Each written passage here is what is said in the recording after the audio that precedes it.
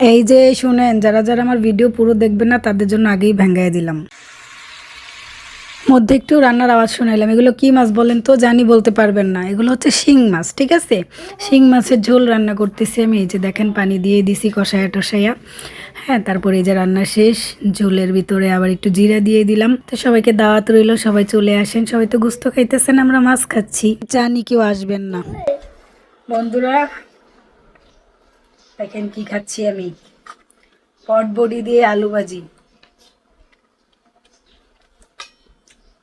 আর হচ্ছে শিং মাছের ঝোল। আমি এর জন্য রান্না করছি শিং মাছের ঝোল পেঁয়াজ দিয়ে,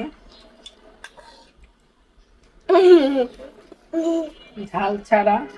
বাবু আবার ঝাল খেতে পারে না। আমি ঝাল খাইতে পারি। তাহলে তাহলে আবার কাউকে জাল দিও না, জাল হইছে এত বাহানা, বাহানা শেষ নেই। ওটাতে দুষ্টামি করি আমি। হ্যাঁ, হ্যাঁ, আমিও তো জানি আপনি যে ঝাল খাইতে পারেন। মোবাইল দিলেও সব খাইতে পারে, মোবাইল না দিলে কিচ্ছু খাইতে পারে না, ঠিক আছে? মাইস টাইম বাইঙ্গা লাইয়া।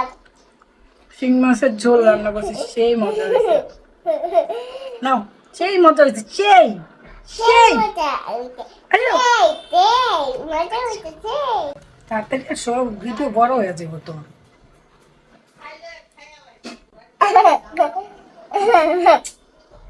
বিসমিল্লাহ।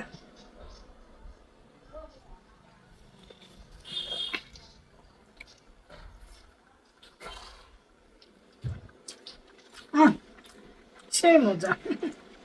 রুমে কারেন্ট নেই, ভিডিওটা অন্ধকার হচ্ছে।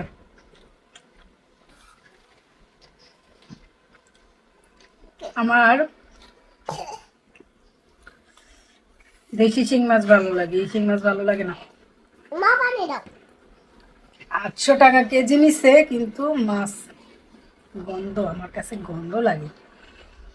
আপনারা কে কি শিং মাছ পছন্দ করেন বলেন? কেমন হয়েছে বাবু রান্নাটা? মজা হয়েছে। কেমন মজা হয়েছে। মজা হয়েছে? তাড়াতাড়ি করে রান্না করছি, মাছটা বেশি ভাজতেও পারিনি। ভাজা হলে তাও আমি খাইতে পারি, একটু বেশি ভাজা হলে গন্ধটা কম লাগে। মা এই রাখছে। টাটা।